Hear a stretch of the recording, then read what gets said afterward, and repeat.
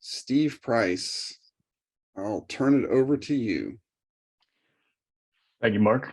First off, I'd like to thank our presenters, Dr. Lyons, Dr. Robinson, and Dr. Frame for your informative presentations. My portion for today, I'll be covering a handful of available funding opportunities that have some sort of alignment or relation to today's focus of human-machine teaming. So let's not waste any time, let's get right into it. Next slide, please. This first opportunity is technical applications for optical space situational awareness. This has been put out by the Directed Energy Directorate of AFRL out of Kirtland Air Force Base. This was released in the middle of last year and is not coming due until February of next year. Awards for this one will be capped at $49 million per award with a contract period of roughly 5 years. They're looking for new technologies across 8 different areas for sensing systems in space awareness. Some of those include beam control engineering, space object detection, meteorological forecasting, and astroinformatics via machine learning. And specifically for that last one, AFRL is looking for machine learning models that can extract information through manipulation of space object imagery data sets. Some of those domains include enhanced scene simulation, imagery rating, object identification, and sensory system control enhancements. Next slide, please. This one is extramural biomedical and human performance research and development. This has been put out by the guys and gals over at Special Operations Command. This was released just a few months ago in August and is not coming due all the way through 2028. So plenty of time to get involved with this one. For funding, they have capped this at $10 million per fiscal year with individual awards starting at $750,000. There are plenty of research areas for this one. They have 10 different topics, and within each topic are a plethora of subtopics, which I have listed a few of here. Let's call attention to human performance optimization that I have listed at the bottom. One of the subtopics for that is wearable technology. They're looking to capture real-time data on caloric expenditure, heart rate response, heart rate variability, body fat percentage, and sleep hygiene. And in addition to that, they also have a project to track aircrew sleep, fatigue, and performance degradation. Next slide, please. Okay, this one has not yet been released. This is just a forecasted opportunity, but this is artificial intelligence and machine learning capabilities for the Office of Naval Research. This is estimated to be released in May of next year and not come due until September. Estimated funding for this program is hovering around $8.6 million, and the Navy is looking to leverage AI and machine learning to help out with mission planning, command and control, and logistics, among other things. I don't have any more information for this, but if you have expertise in AI or machine learning and you'd like to get involved with naval research, then this is a good one to go with. Don't be afraid to send an email to the POC I have listed, Brenda Pickett. She can probably help you get started. Next slide, please. Okay, this is a catch-all opportunity that has been put out by the Strategic Technology Office of DARPA.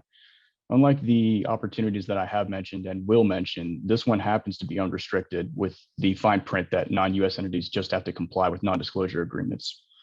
This was released just a couple of weeks ago on the 1st of this month and is not coming due until October of next year. In typical Secret Squirrel DARPA fashion, there is no dollar figure associated with this that I can't give you at least. The exact verbiage is that multiple awards are anticipated. However, they did say that the funding for each award will depend on the strength of the proposal. So they're looking for revolutionary advances across many different topics. They're specifically looking to exclude any kind of iterative or evolutionary research. And if you are not sure about what they are talking about, I have a couple links at the bottom of this slide that list their current projects. Of those 46 topics, some of the relevant topics that you all might be interested in include AI, digital twins, distributed autonomy and teaming, such as machine-to-machine teaming or human-machine teaming, human-machine symbiosis, and modeling and simulation. Next slide, please. Okay, now we get into research grants. The first one is innovative approaches to studying cancer communication in the new information ecosystem. This is for the National Institute of Health, and this was released last year, not coming due until 2025. Program funding is about $500,000, and they are looking to support research in 3 different domains related to cancer communication. That includes application of new surveillance approaches, large-scale interventions, and multi-level modeling. The background for this is that they are looking to address the expanded way people gain medical information. In the past, people would gain medical information primarily from their medical provider. However, with the expansion of the internet and technology, people are getting their information from everywhere. That includes social media, apps on their phone, or I'm sure you know somebody that if they had some kind of illness or something, they just went directly to Google. So we're looking to help capture data on this and help address the way people get their medical information now. One area of research that is particularly needed is empirical methodology to integrate and synthesize digital traces, such as sensors in wearable technology. Next slide. This is tools for decentralized clinical trials for substance use disorder, also for the NIH. And this is an STTR grant that was released last month and is not coming due until next year. Funding for this program hovers at about $2 million, and they are specifically looking to develop wearable technology that can measure substances within the body for these substance use disorder trials. The background is that there currently are no wearable tech on the market that people can use. So when participants are participating in these trials, they have to go in person. This requires time commitment as well as transportation. And another thing is that there is potential embarrassment. We're talking about substance use disorder, and a lot of people don't want to be associated with that because there is a bit of a stigma with it. So that drives down participation, unfortunately. So wearable technology will help address these issues and drive up participation, which gives more data to researchers.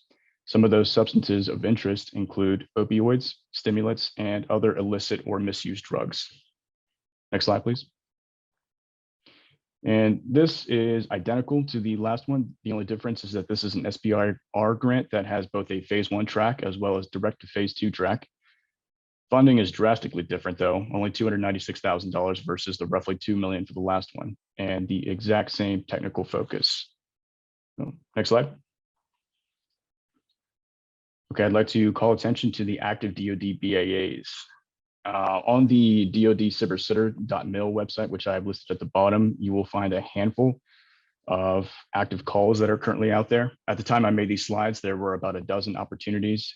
I checked today, and unfortunately, there's only 2, but the number of opportunities on this slide does change frequently. So if you're looking to get involved with defense-related research, this is a great way to get started. Next slide. And that wraps up the opportunity review. I have some helpful links here. SAM.gov and grants.gov is where I'm getting specific information for these calls as well as research grants.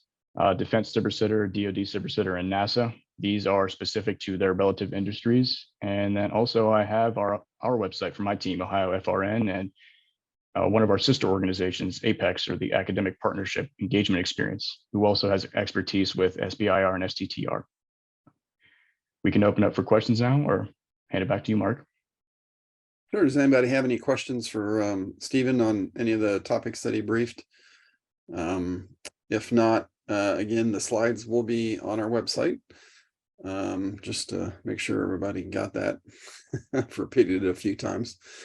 Other than that, great job, Stephen. Thank you so much for providing those opportunities. That's a key part of why we do these, as well as to try to highlight opportunities from any of our federal partners out there that might be looking to offer up research dollars in the area that we typically brief on these opportunity days. So we haven't set the next one yet. You can go to the next slide if you would, Becky, please.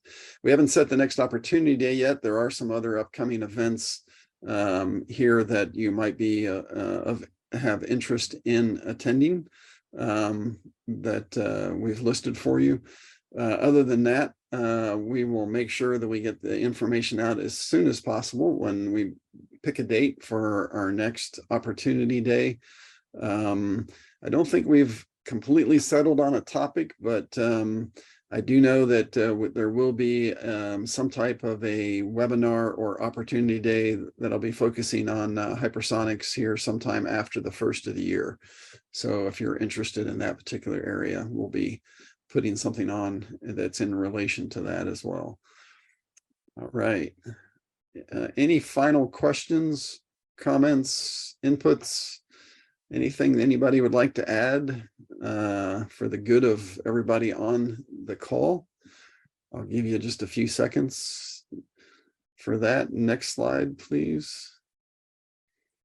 And I don't see anything, don't see any hands raised. So I think we are done for today. Thank you so much for everybody that participated. Thank you to our presenters, Dr. Lyons, Dr. Robinson, and Dr. Frame. So we appreciate all of the hard work that you do to support the warfighter every day. And thank you again, Stephen, to what you do. So I hope everybody has a great day. It's beautiful outside. Hopefully you'll get a chance to get outside and see the sun.